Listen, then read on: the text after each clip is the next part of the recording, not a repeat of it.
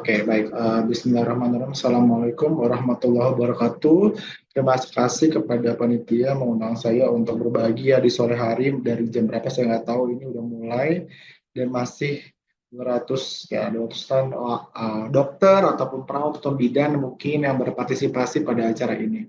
Saya akan bagikan ya istilah sharing dan mungkin reminder beberapa hal mungkin kepada rekan-rekan semua, khususnya mungkin dokter spesialis berkaitan dengan bantuan napas, tapi kita fokus pada non-invasif ventilasi ya. Bagaimana apa sih yang kita sudah punya dan bagaimana kita mengoptimalkan. Nah itu mungkin highlight yang penting dari presentasi saya. Dan sebelum mungkin ada beberapa poin materi yang sudah tersampaikan oleh beberapa narasumber sebelum mungkin ada sedikit pengulangan karena memang itu adalah satu benang merah dalam penyampaian bantuan napas pada bayi akhir. Saya izin matikan video biar lebih jelas ya. Prinsipnya dua saja yang saya akan bahas, yaitu indikasi bantuan ventilasi pada neonatus dan strateginya bagaimana khususnya pada bantuan napas dan yang non-invasif ini ya. Nah, saya mau ada quiz, jadi tolong saya biar tahu nih berapa yang masih partisipasi di acara ini ya. Pada kondisi seperti apa Anda akan memberikan bantuan ventilasi oksigenasi? Silakan.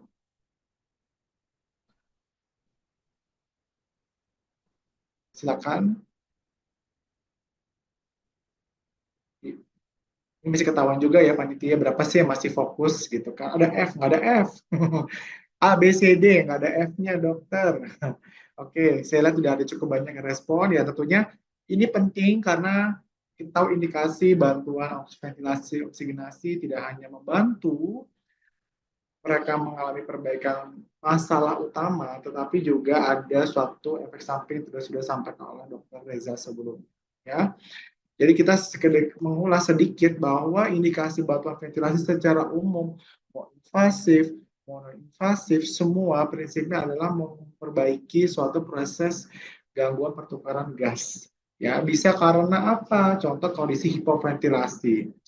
Contoh bayi prematur dengan apno, pasien dengan hidrosefalus dengan gangguan drive nafas yang masih tidak baik atau asfiksia HIE dia akan mengalami depresi napas atau dia mungkin lahir dengan ibu di general anestesia sehingga mengalami hipoventilasi. Ada juga kondisi kegagalan perfungsi ventilasi ini yang terbanyak sebagai indikasi pada neonatus khususnya prematur mungkin berhubungan dengan defisiensi surfaktan yang disampaikan Dr. Reza menyebabkan kolaps dari alveolar secara umum. Tapi ada juga kondisi yang membuat parenkim parunya itu tidak kerja dengan baik karena ada yang rusak, entah satu proses inflamasi, peradangan, ataupun itis non spesifik lainnya, ataupun mungkin perdarahan paru ataupun edema paru. Itu tentunya akan menjadi membuat gagal perfusi ventilasi, sehingga kita memberikan bantuan terapi oksigen pada pasien tersebut. Atau gangguan difusi, dia nggak sesak sebenarnya secara parunya bagus, tapi dia shock. Tentunya mungkin kita harus menambahkan bagaimana terjadi optimalisasi pertukaran oksigen yang adekuat, tidak hanya di paru-paru namun juga di perifer yang tentunya mengalami shock. Tentu kita mungkin menambahkan bantuan terapi oksigen ya. Atau shunt. Shunt itu adalah kondisi misalkan ada atelektasis, ada penyakit jantung bawaan, PPHN, PDA dan lain itu membuat kita mungkin membuat bayi tersebut terindikasi kita memberikan bantuan oksigen ataupun ventilasi ya. Mungkin mengulas sedikit Dr. Evi sudah sampaikan. Kalau kita melihat bayi yang pertama lahir bugar ya, bayi lahir bugar seperti ini tentunya kita akan mengindikasikan bahwa mereka napasnya spontan, paru-parunya sudah terbuka dengan baik ya. Namun ada juga kondisi, saya share sound dulu. Ya. Akhirnya itu merintih, sakit, retraksi. Kalau dilihat secara patologisnya, mereka punya paru itu tuh ya ada yang kolaps, ada yang ngembang. Oleh karena itu nanti mereka membutuhkan namanya PEEP untuk membantu yang masih ngembang, yang masih kolaps. Tapi ada kondisi bayi ini yang lahir apung, nggak ada usaha napas. Ya bagaimana caranya kita mengembangkan paru sehingga menjadi ventilasi oksigenasi yang adekuat? Tentunya kita nanti membutuhkan dan PEP. Karena membuka paru dan mempertahankan agar bayi tersebut tidak kolaps. Kalau dilihat kembali, apa sih makna dari PEP? Tentu kalau kita lihat, kalau suatu bantuan napas tanpa PEP, ya, tanpa PEP, maka kita lihat bayi itu kalau kita pompa, kita kasih PIP, maka dia akan kolaps kembali. Pada akhirnya nanti bisa terjadi ya pneumotoraks dan lain-lain. Tapi kalau kita memberikan PEP, ya, kalau kita memberikan PEP dari pasien yang parunya kolaps awal, karena ada tekanan akhir ekspirasi, membuat paru tersebut terrekrut. Jadi bayi-bayi, paru-paru dari bayi tersebut yang kolaps perlahan akan terrekrut, akan terbuka. Sangat berbeda sekali. Oleh karena itu, teman-teman harus mengenali juga ada alat bantuan napas yang khususnya buat resusitasi tidak memiliki PEP, maka dia akan menyebabkan hal seperti ini. Ya, nah, gunanya apa sih kita harus peduli tentang mengetahui PIP, PEP, dan frasi oksigen yang adekuat ya. Jembatani tadi dua pembicara sebelumnya, pada akhirnya kita berhubungan namanya oksigen konten dan delivery dari oksigen tersebut.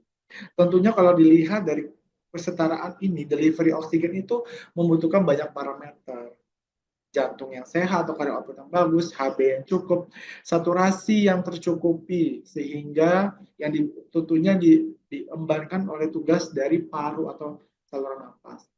Bisa saja bayi tersebut yang jantungnya tidak apa-apa, sirkulasi tidak apa-apa, pada akhirnya akan jelek karena oksigenasi parunya tidak baik, ventilasi parunya tidak baik. Ya, itu akan jadi suatu proses perjalanan penyakit ya rekan-rekan. Nah, bantuan ventilasi tentunya bisa kita konotasikan sejak lahir atau nanti di delivery atau bantuan ruang bersalin, namun juga bisa saat transport ataupun saat perawatan ini. Kita coba ulas perlahan satu persatu ya. Mungkin sudah dibahas oleh Dr. Evi bahwa kita punya algoritma baru ya teman-teman dari sejak 2022. Mungkin beberapa rekan-rekan sudah sertifikasi. Prinsipnya sini sudah membantu bagaimana membedakan indikasi kapan di VTP, kapan perlu diberikan bantuan napas non VTP atau CPAP atau mungkin hanya oksigen aliran bebas ya. Kita dan ada kriteria bagaimana seorang bayi gagal CPAP pada saat kita resusitasi. Prinsip penting yang perlu ditekankan adalah bahwa jika rekan-rekan memberikan CPAP, umumnya reaksi perbaikan dari CPAP membutuhkan waktu sesuai dengan tadi gambar tadi ya. Kalau kamu lihat paru itu pelan-pelan direkrut tidak akan memberikan respon yang instan.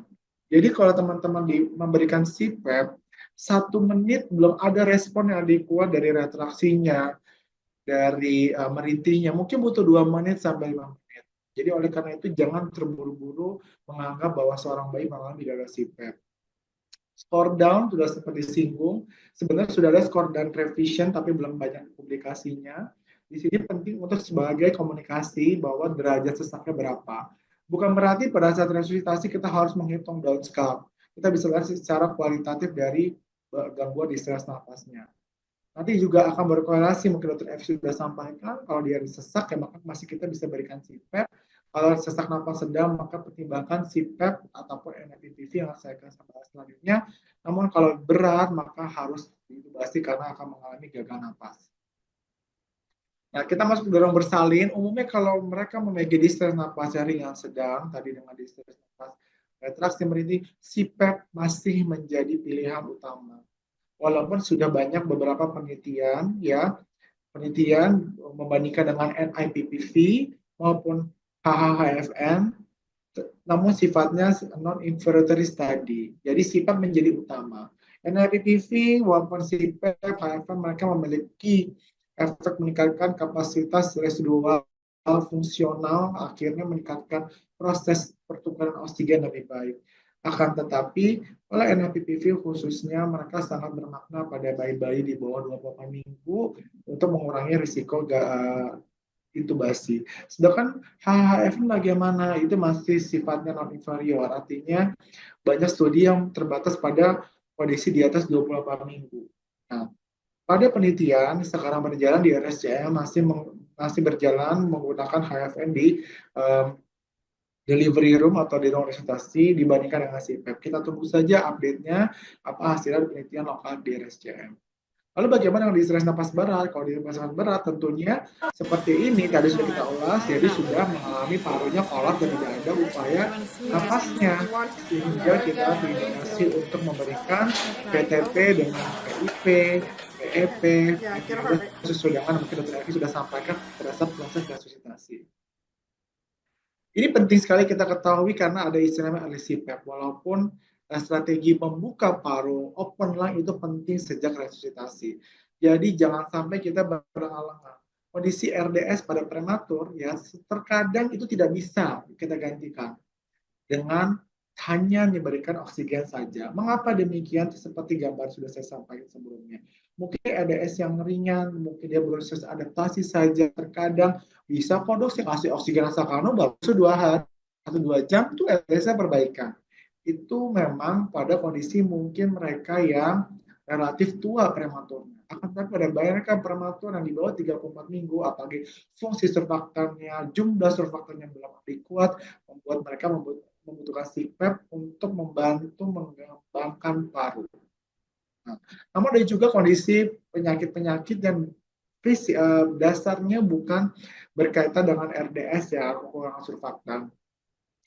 Sebagai contoh MAS, pneumonia neonatal, TTN, atau yang lainnya, terkadang bisa saja dia respon dengan CPAP. Namun kalau kondisi tersebut gagal CPAP, maka jangan berlama-lama untuk mempertahankan CPAP, maka lakukanlah intubasi. Mengapa demikian dok? Kalau gitu naikkan saja CPAP-nya sampai setinggi-tingginya. Teori itu tidak salah, karena semakin tinggi kapasitas residual fungsional disebabkan oleh PEP naik, namun di satu sisi dia meningkatkan perbaikan oksigenasi, namun jika berlama-lama akan menimbulkan cedera paru juga, yang disebut LA syndrome, akhirnya pneumotoraks. Itu sangat berisiko pada kondisi bayi-bayi prematur. Saya sudah slide saya tadi ini tadi sudah diulas Evi ya. Ada BTMS, ada tipis resuscitator, ada BVM. Tentunya kalau BVM tidak bisa ya untuk CPAP. Hanya tipis resuscitator dan BTMS yang bisa. Oleh karena kenali kalian punya alat apa di sana dan bagaimana mengoptimalkannya. Ya, kita tahu kalau tipis resuscitator contoh sebagai mereknya saya sebut Neopaf ya. Saya sebutkan saya ada brand tertentu di situ harus tahu bagaimana men-settingnya, bagaimana mengkoneksikan dengan sumber oksigen, ya umumnya menggunakan blender dan sebagainya ya. Dan kalau BTMS bagaimana? Ini agak sedikit tricky karena kita harus melihat dia berikan PEP 7. Tadi kan Dokter Evi sudah menyampaikan bahwa memberikan startnya PEP-nya 7. Nah, dia di mana? Karena kelipatannya 10, 20, 25 dan sebagainya. Mungkin versi Indonesia memang masih perlu diperbaikan. Tapi kalau pengalaman waktu kami ke Jepang pernah dia kelipatan 5. Jadi mungkin bisa lebih precise memberikan CPAP-nya. Ya, nah, target saturasi juga tadi sudah disampaikan. Ingat FiO fraksi oksigen atau oksigen sebagai pisau bermata dua ya.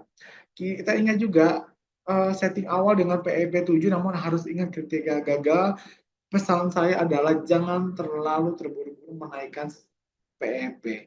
Karena pada akhirnya semua bayi akan beresiko gagal CPAP dan akhirnya semua diintubasi. Pas diintubasi cepat sekali perbaikannya dulu dari intubasi. Ya, digunakan down score sebagai media komunikasi mungkin antara perawat dengan dokter sehingga bisa mengindikasikan bahwa bayi tersebut memang gagal invasif CPAP pada saat resusitasi. Ini sudah sempat disampaikan bagaimana mengatur oksigen. Kita ada rule of 8 ya teman-teman. Jadi mungkin kalau yang tidak menggunakan blender, tapi kalau menggunakan blender sangat mudah tinggal diputar-putar sesuai dengan FY2 yang diharapkan.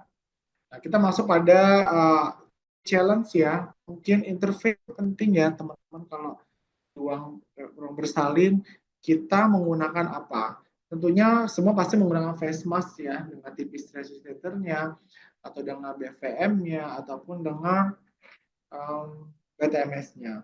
Tapi pada saat mungkin sudah mulai transport, ya saya bintangkan bahwa kita bisa menggunakan binasal prompt ataupun single nasal prompt, binasal prompt. Nah, prinsipnya apa? Yang penting yang ada apa dulu. Dan nanti pada saat transport tentunya teman-teman tidak boleh dengan face mask dipegang terus sampai ruang nicu atau rujuk dipegang terus, itu tidak boleh. Harus dilakukan proses stabilisasi dari interface-nya yang tepat.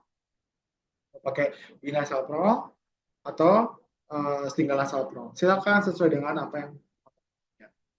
Nah, tentunya kalau kita bilang transport, kita bisa intinya menggunakan tipis resuscitator, BTMS atau ventilator transport, ya. Jadi kalau pakai ventilator transport tentunya mungkin dibahas oleh Dr. Tri nanti berkaitan dengan modus apa dan setting apa yang bisa diterapkan pada saat kita transport.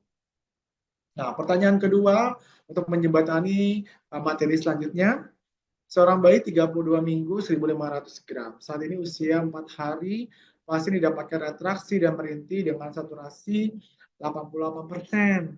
Nah, apa saran Anda untuk dukungan ventilasi pada pasien?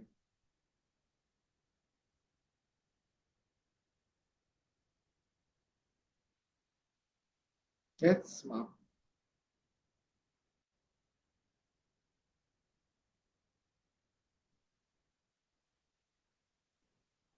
Saya taruh ini ya, slide-nya.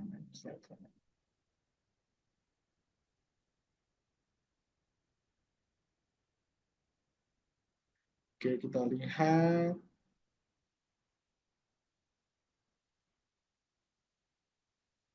Oke,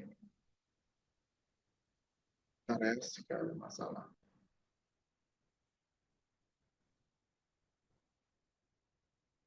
Oke, jawabannya mayoritas menjawab C ya. Tentu kembali lagi apa yang sudah disampaikan. Kalau misalnya konteksnya sekarang di ruang NICU, bayinya mungkin perburukan dengan kondisi retraksi merintis saturasi sekian, maka betul kita memberi dukungan CPAP dahulu, sembari nanti kita evaluasi. Bagus, tidak ada yang menjawab bantuan oksigen ya. Oh, kalau intubasi mungkin agak terlalu cepat ya, karena pada pasien ini kan distress napasnya relatif masih mungkin ringan sedang ya. Oke, terima kasih teman-teman sudah berpartisipasi. Kita lanjut ya. Nah, dukungan ventilasi atau oksigen dan apapun itu di NICU itu bisa macam-macam. Tadi sudah disinggung, bisa non-invasif, bisa invasif. Kita akan fokus pada non-invasif ya. Nah, non-invasif ini juga ada sifat-sifatnya, karakteristiknya. Ada yang hanya memberikan flow saja, ya. Jadi tidak memberikan agak pressure yang adekuat. Contohnya adalah inkubator head, inkubator dikasih oksigen, head box, atau juga dikasihkan flow saja seperti nasal kanul, low flow, high flow, yaitu hanya memberikan flow saja prinsipnya. Namun pada high flow nasal, nanti mungkin ada gambar yang saya tunjukkan beberapa produk ya yang spesifik, dia tidak hanya memberikan flow, namun bisa memberikan PEP juga sesuai dengan pola napas bayi. Nah, lalu bagaimana dengan yang memberikan PEP? Jadi kalau teman-teman lihat, yang jelas memberikan PEP secara kontinu ialah CPAP. Namanya juga CPAP, Continuous Positive Airway Pressure. Tapi PEP juga akan bisa dibentuk oleh high flow nasal. Nah, yang keunggulan lainnya dari non-invasif yang nowadays sekarang itu adalah yang disertai dengan bantuan PIP. Jadi bisa membantu membuka paru saat awal secara maksimum. Jadi namanya peak inspiratory pressure, jadi membuka paru dan tidak didukung dengan PEP, kombinasi kedua antara PEP dan PIP sehingga membuka paru dan mencegah tidak kolaps ya. Nah, itu di apa saja ya, tentunya kalau ada PIP akan membentuk minute ventilation ya, itu hanya ada pada di NIBPV, BiPAP, masalah HFO dan NAFA. Nanti kita akan bahas secara superficial beberapa alat yang mungkin walaupun jarang di kita. Tidak ada lagi indikasi kita menggunakan incubator headbox. Dok, fasilitas terbatas. Tenang, saya akan memberikan contoh. Ya, saya belajar waktu saya menjadi residen di stase di Rumah Sakit Ulin. Ya, saya membuat CPAP sederhana. Ya, lalu tentunya di sini kita lihat juga ada yang constant airway pressure. Ya, jadi kalau ini tentunya dia secara konstan memberikan pressure. Tapi kalau high flow dan nasal flow itu tergantung dengan usaha napas bayi. Sedangkan kalau ada di setiap PIP akan terbentuk variabel, ada perubahan RW tinggi, tekanan rendah, tekanan tinggi, tekanan rendah. Jadi ada variabilitas di situ, ya. Kita masuk pada CPAP, tentu CPAP jelas mempertahankan positif di jalan napas sampai velus ya. Pada bayi yang bernapas secara spontan, dia pada saat ekspirasi, dia akan memberikan CPAP, PEP terus. Mulai dari 7 untuk resusitasi, ya, tapi mungkin dari perawatan antara 5 sampai 7. Yang paling penting adalah ingat ya teman-teman, flow-nya berapa. Kalau bayi cukup bulan, sebaiknya 6 sampai 8. Kalau bayi cukup bulan, mungkin sampai butuh sampai 10. Ya, mekanisme kerjanya apa? Tadi meningkatkan, mengurangi obstruksi, tentunya karena kan diberikan aliran pressure terus-menerus. Dengan itu tidak akan terbentuk proses clotting yang menyebabkan apno atau apno obstruktif. Akan memperbaiki kapasitas residual dari paru yang fungsional sehingga oksigenasi akan lebih baik. Mengurangi resistensi jelas karena kan dibuka ya. Memperbaiki ventilasi dan tentunya oksigenasi pun akan membaik. Dan pada bayi-bayi mungkin di RDS yang ringan secara tidak langsung menstimulasi perbaikan dari fungsi surfaktan endogen pada bayi tersebut. Tentu ada indikasinya macam-macam bisa dilihat, namun hati-hati kita harus ingat ada kontraindikasinya. Contoh hernia diafragmatika, tidak ada napas spontan, atresia coana, fistula, itu tentu akan semakin buruk atau tidak respon dengan CPAP karena mereka butuh tata laksana khusus. Sebagai contoh hernia diafragmatika harus segera diintubasi. Kalau kita berikan CPAP tentu akan memenuhi usus-usus yang terdorong ke paru. Kalau nggak napas spontan itu tidak akan terbentuk ya PEP dan kali kuat. Kalau ada fistula bagaimana dok? Kenapa akan terjadi reflux aspirasi yang terus menerus dari asam lambung terasofagus ke trakea. Tentunya kalau atresia coana tidak bisa, kalau nggak ada intervensi tidak bisa masuk, otomatis dia tidak bisa menggunakan CPAP.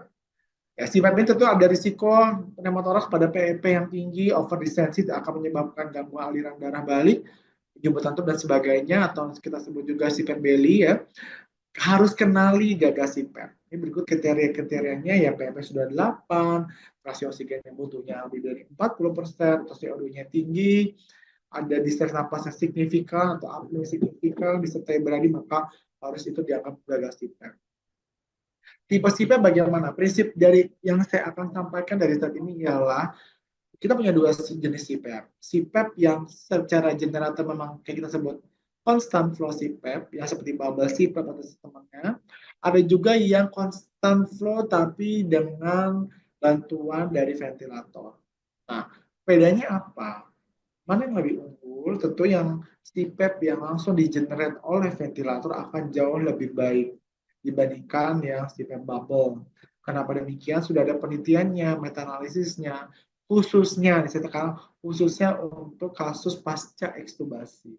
Constant flow dengan conventional ventilator CPAP jauh lebih baik mencegah gagal ekstubasi pada bayi-bayi prematur. Yang tadi sudah sempat sampaikan. Jadi ada nama alternatif CPAP. Jadi kita membuild CPAP sendiri ya teman-teman. Jadi kita butuh kompresor, nasal kanul dimodifikasi, lalu nasal kanul intervensi langsung ke hidung, dan expiratornya masuk pada botol yang diisi dengan water for injection ataupun air steril, yang mana ini kita atur kedalamannya. Bisa menggunakan sentimeter, ya tentunya nanti teman-teman bisa lihat di sini, mungkin saya kasih slide-nya nanti bisa digunakan, dibaca, dan bisa juga search di internet inovasi RSUDN CPAP Bird. Itu ada step-stepnya. Waktu saya di pedalaman, teman-teman bersama teman-teman saya di sana, kita CPAP cuma 1, ada bayi 5, kita bikin seperti ini. Jadi kita membuat CPAP sendiri dengan modifikasi. Ya. Nah, kita masuk pada HHFM. Ini suatu tentunya dengan binasa prong memiliki flow yang tinggi ya, antara 2 sampai 8 liter maksimal. Memiliki kecepatan aliran, tentunya ini keunggulannya sebagai winning, tapi juga ada penelitian yang kita sedang kerjakan juga untuk primary delivery. Tentunya sudah banyak penelitian di dewasa ataupun di anak, mungkin semakin naik daun setelah COVID ya, tapi tetap pada prematur juga bisa bekerja dengan prinsip mekanisme kerjanya ialah dia memberikan pressure atau tekanan yang positif juga, tapi tidak teratur konstan seperti CPAP. karena tergantung dari napas bayi. Sedangkan kalau dokter CPAP, napas tidak napas dia akan secara kontinus. Ekspirasi, inspirasi, ekspirasi, inspirasi, maka hanya pada saat ekspirasi saja dia akan terbentuk PEP, sedangkan kalau CPAP dia akan terus-terus ada. Tentu dia akan menghantar oksigen dengan flow, tentunya ada heating humidifikasi. Jadi kalau teman lihat, ini ada alat yang heated, yang dihangatkan di humidifikasi. Jadi bukan sembarang HFN ya, jadi ada humidifikasinya tetap. Jadi bukan sekedar kasih oksigen asalkan 8 liter ke hidung.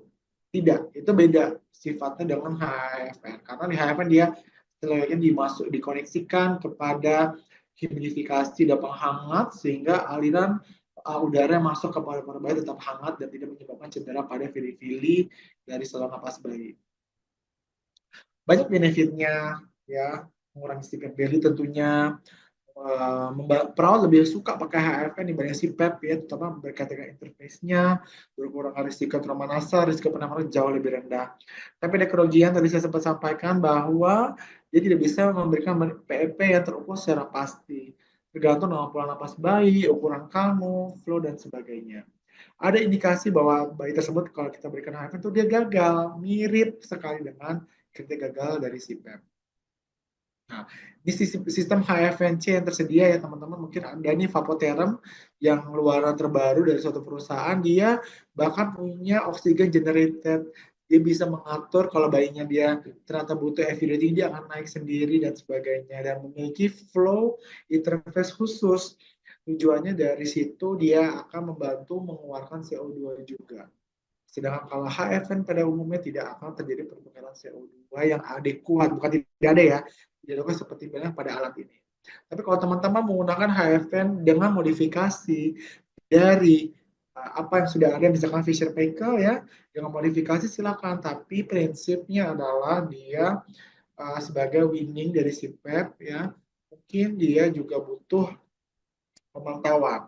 AGD mungkin tiap 3 atau 5 hari atau work on breathing kadang-kadang bisa saja memberat karena dengan metode seperti ini beda dengan yang Vapotherm, dia tidak bisa membantu membuang CO2 adekuat. Ya. Ini mengingatkan ada interface tertentu membuat sebuah, kalau interface-nya kekecilan akhirnya tidak adekuat, terjadi bocor, akhirnya PEP tidak terbentuk dengan baik, untuk oksigen tidak baik. Tapi kalau kebesaran tentu tidak nyaman dan akhirnya membuat blokade ya, sehingga juga tidak akan adekuat pada akhirnya. Kita masuk pada bantuan lainnya yaitu bilevel PEP. Ya, BiPAP mungkin beberapa rekan-rekan punya di rumah sakitnya. Ini suatu metode yang juga cukup baik karena dia membantu merekrut paru, mengurangi work of breathing, di situ juga menstimulasi usaha nafas. Karena apa kita set ya teman-teman, ada setting yang untuk membantu untuk mencegah apnea. Nah, nanti agak sedikit berbeda dengan NIPPV terkait dengan cycle rate-nya. Pada BiPAP dia memberikan 2 PEP. PEP saat rendah dan tinggi itu tergantung dengan kondisi bayi. Saat bayi mungkin bagus, dia akan mendelivery low PEP. Sedangkan kondisi bayi jelek, dia akan menaikkan PEP-nya sesuai dengan setting. Nah, prinsipnya ini akan sedikit berbeda dengan NIPPV ini. NIPPV betul-betul menggunakan ventilator ya teman-teman ya. Jadi dia dengan interface nasal menggunakan ventilator dengan setting sepertinya mirip dengan BiPAP, namun dia bukan PEP atas, tapi dia merupakan PIP dengan setting-setting yang bisa teman-teman lihat. Dan kalau teman-teman lihat juga ya, dia bisa set respiratory rate-nya itu lebih tinggi dibandingkan BiPAP yang hanya mungkin 10 sampai 30. Namun dia dengan BiPAP tidak punya PIP. Oleh karena itu antara BiPAP dengan NIPPV tentu NIPPV akan lebih unggul ya teman-teman ya. Dengan setting-setting macam-macam, boleh bisa baca di sini contoh pada primary mode pasca bayi lahir, ternyata dia gagal CPAP nggak mau intubasi nih. Kita setting PIP-nya mungkin jadinya 4 dari dari PEP, lalu PEP bisa setting 4 sampai 6, frekuensi kita bisa model 30 dengan mengatur IT ya dan sebagainya, atau bisa berdasarkan AGD yang ada pada kondisi hiperkarbia atau tingginya CO2, maka kita bisa optimalkan inspiration time-nya, rate-nya naik, PEP-nya naik, PIP naik. Tapi bisa gagal juga loh NIPPV ini ya. Contoh dengan NIPPV dengan setting contoh pada bayi di bawah 1000 gram, dia maksimal MAP yang terbentuk dari setting kita, atau misalkan PEP 225, PEP 7, RR60, mungkin PEP Pmax apa namanya MAP-nya sudah cukup tinggi kalau secara kalkulasi dari ventilator, maka sudah jangkap gagal. Apalagi kalau disertai CO2 yang tinggi, 2 kali pengukuran masih tinggi, apnu sampai butuh VTP, RJP apalagi, atau apnu yang sangat sering, atau bisa desaturasi yang sangat sering gagal. Tapi sebelum kita memutuskan gagal, pastikan bukan masalah karena interface, bukan masalah karena interface-nya kekecilan, kebesaran, karena Stephen Bailey dan sebagainya. Itu pun harus dikonsider sebelum kita anggap ini adalah gagal NIPPV. Bagian masalah HFO ya teman-teman, mungkin ada beberapa rumah sakit ini sangat unggul khususnya untuk kondisi yang CO2-nya tinggi namun FiO2-nya butuhnya tidak tinggi. Tidak tinggi artinya di bawah 40%. Jadi CO2-nya turun ke 70, 75 dengan masih ada usaha napas spontan, low of breathing yang tidak terlalu berat, maka kita bisa mulai memberikan masalah HFO dengan prinsip seperti HFO. Ada sering setting yang bisa dilakukan dan ini perbandingannya kalau kita melihat antara CPAP, BiPAP, NIPPV. Namun ada lagi yang terbaru. Nanti kita akan bahas sebenarnya setelah kita mengerjakan kasus ini dulu. Ya, colok. Seorang bayi prematur 30 minggu, ekstubasi 24 jam yang lalu tuh dari ventilator invasif. Usia 4 jam, PP udah 8. FI2 34%. Anak masih retraksi. Apa yang akan Anda rencanakan buat bayi tersebut? Silakan menjawab.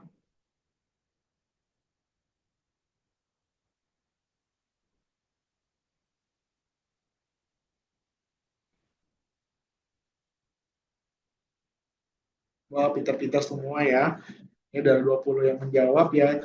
Jadi benar, kita ganti NIPPV. Namun, kembali lagi nih, setiap kita mau naik setting modus, ya teman-teman perhatikan ada tidaknya masalah pada troubleshooting. Tadi mungkin sempat dibahas apakah mungkin mangap sehingga tidak terbentuk pressure yang cukup, atau kalau misalkan interface-nya salah, ada tubing yang terlepas, atau jangan-jangan interface-nya nggak terpasang.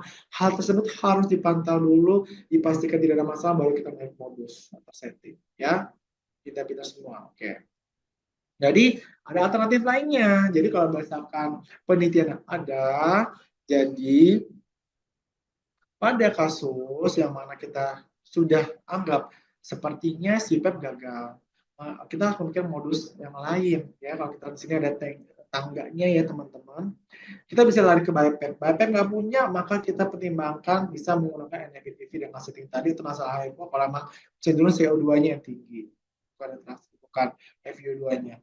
Namun lebih gagal lagi, maka kita bisa naik ya namanya synchronize NIPPV dan synchronize NAVA. NAVA saya akan jelaskan, itu yang modul terbaru. Nah, NIPPV yang synchronize bedanya apa sih dok dengan non synchronize?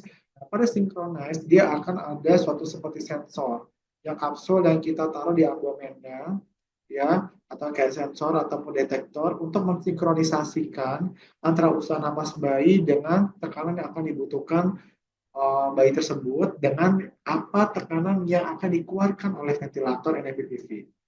Itu membedakan dengan non synchronize. Jadi teman-teman, message dari saya adalah dari sini, coba tanyakan pada vendor teman-teman punya ventilator. Saya ini punya synchronize NIPPV atau tidak. Kalau ada gunakan itu karena itu jauh lebih baik untuk terutama menjadi gagal ekstubasi. Apnu pun jauh lebih baik dengan synchronize NIPPV. Sensora tanyakan, umumnya ada. Jujur kalau saya juga di RSCM, kita tidak punya synchronize NIPPV. Tapi ternyata pada saat kita kemarin workshop kemarin, beberapa teman-teman yang ikut, oh saya punya loh dok, kayaknya iya silakan tanyakan pada vendor apakah bisa menggunakan synchronize NIPPV. Jika bisa, maka kita ajarkan, ajari perawat gunakan itu sebagai modus mungkin NIPPV, jangan menggunakan synchronize karena jauh lebih baik. Ya. Kenapa sih dia unggul? Nah, tadi nih saya sampaikan pada sinkronisasi dia akan ada usaha mensinkronkan antara bayi dengan mungkin kapan pressure itu harus di delivery ke bayi gitu ya. Jadi kalau dilihat Dengan adanya, kalau kita lihat pada gambar ini, kalau pada kondisi asinkron, dia akan ada tabrak menabrak ya antara usaha napas bayi dengan apa yang didelivery oleh ventilator. Akan tetapi pada saat ada sinkronisasi, teman-teman bisa lihat pada saat memang dia butuh inspirasi maka akan dibantu pressure-nya. Dengan itu semua, maka pasti kebutuhan oksigenasi akan turun, bawaan berit akan turun, apnu tentu juga akan berkurang karena akan sinkron. Pada akhirnya bayi tidak perlu diintubasi ulang, mengurangi risiko BPD ke depannya, tentu mortalitas kita lebih rendah. Penelitian juga ada didapatkan dengan sampel jauh lebih sedikit, kejadian apnu of maturity jauh lebih bermakna rendah menggunakan NIPT yang sinkronis ya dibandingkan yang non sinkronis ataupun TPAP. Namun kembali lagi, walaupun saya bilang gunakan, memang perintah terbatas, tapi kalau ada silakan gunakan. Yang penting semua teman-teman yang ada di rumah sakit sebut sudah notice bahwa itu bisa dan bisa digunakan.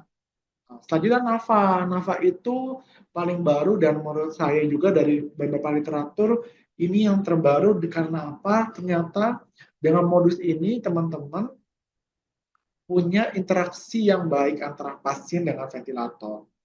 Jadi dia dengan menempatkan suatu seperti kayak NGT, seperti sebenarnya mendeteksi aliran listrik diafragma bayi, itu akan ada seperti komunikasi sinkronisasi yang lebih baik ya, bahkan setara dengan ventilator invasif. Ya, jadi ada penelitian bahwa dengan NIV, NAFA, bantuan napasnya setara dengan ya, invasif karena dia akan membantu bagaimana mengkorelasikan tidak hanya merekrutkan namun juga membuat bayi itu juga usaha napasnya juga nggak berat. Ya, ini jauh lebih bagus dibandingkan synchronized NIPTV karena dia lebih spesifik mendeteksi langsung melalui lambung bayi itu ada listrik dari diafragma. Tentunya ini masih terbatas, mungkin masih terbatas rumah sakit ini belum semua punya ventilator. Mungkin beberapa rumah sakit besar, apalagi di bawah Kementerian Kesehatan sudah akan difasilitasi memiliki ini. Dan beberapa penelitian membuktikan ini bisa membantu mungkin mencegah intubasi, uh, bisa cepat ekstubasi karena efektivitas NIPPV NAFA dengan NAFA intubasi itu sama baiknya, khususnya untuk mencegah tingginya CO2. Ya. Nah, penjelasan selanjutnya partisipasinya lagi ya. Berikut komplikasi dari pemberian bantuan ventilator non invasif pada neonatus kecuali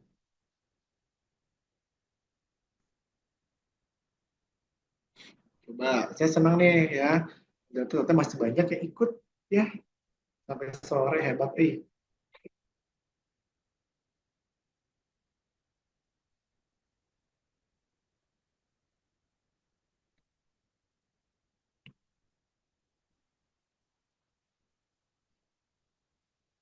Ya sudah 5 orang yang menjawab. Ya, itu sebenarnya jawabannya negeri 2 ya. Coba kita bahas ya.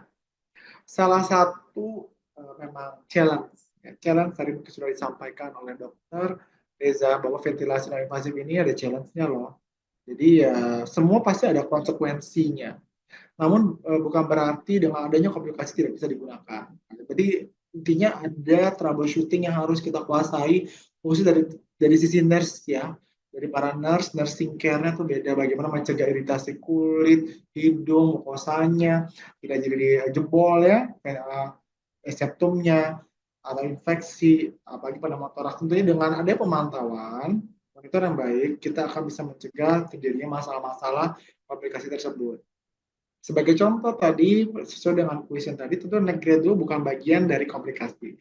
Dengan CPAP belly, feeding intolerance, risiko yang mungkin terjadi, sehingga teman-teman harus mengantisipasinya. Sebagai contoh, pada kondisi CPAP belly, mungkin menggunakan, pastikan bukan neck. Itu satu dulu. Kedua adalah, teman-teman harus menggunakan mungkin feeding tube yang lebih besar, nomor 8.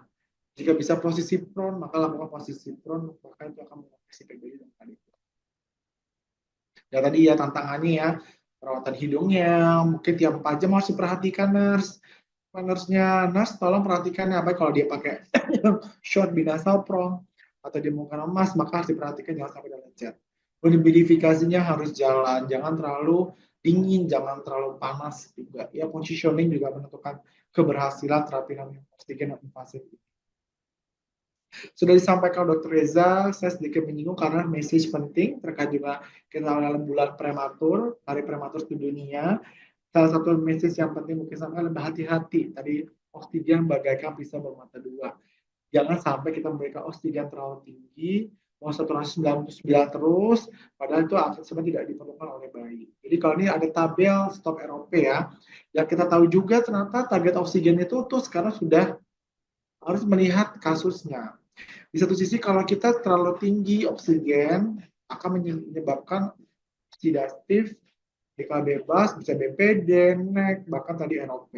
Tapi kalau kurang juga hati-hati, juga menyebabkan proses metabolisme anaerob, akhirnya bayinya pun jelek, sirkulasi akhirnya jelek. Oleh karena itu bagaimana dok? Target 90-95 ternyata sudah terbukti dari beberapa penelitian, maupun pada kasus PPHN sekalipun, ya dapat mencegah metabolisme anaerob, di satu sisi tidak meningkatkan risiko reaksi oksidatif. Jadi target 90-95 ya. Nah, tadi terkait stop ROP. Nah, sebagai contoh nih ya, bayi 1000 gram. Cara baca gimana sih dok? Bayi 1000 gram. Berarti sekilo kan teman-teman ya. Pakai CPAP. Harusnya pakai CPAP, tapi kagak ada di puskes. Pakailah Sakano, tapi 100%. Bagus kok dok, saturasinya. Sesak dikit nggak apa-apa lah. Nggak dirujuk lah ke rumah sakit kita. Dilihat ya teman-teman, 1 kilo ternyata dengan oksigen setengah liter memiliki faktor 50. Kalau dilihat faktor 50 ternyata dia memberikan oksigen nggak 100%, hanya 60%. Artinya apa 60%? Berarti kan dia nggak butuh-butuh banget 100, jadi bisa dibantu dengan CPAP sebenarnya. Itu tadi tolong dilihat lagi modalitas apa sih yang bisa kita gunakan untuk menolong bayi di perawatan, mungkin di vaskes primer atau rumah sakit tipe C yang kerja. Pemantauan tadi sempat dibahas down score ya, down score ternyata lebih dari 5 atau Silverman Anderson score ya, lebih dari 5 ya, yang persisten itu sangat berkorelasi dengan kondisi hipoksemia, sensitivitas yang baik ya.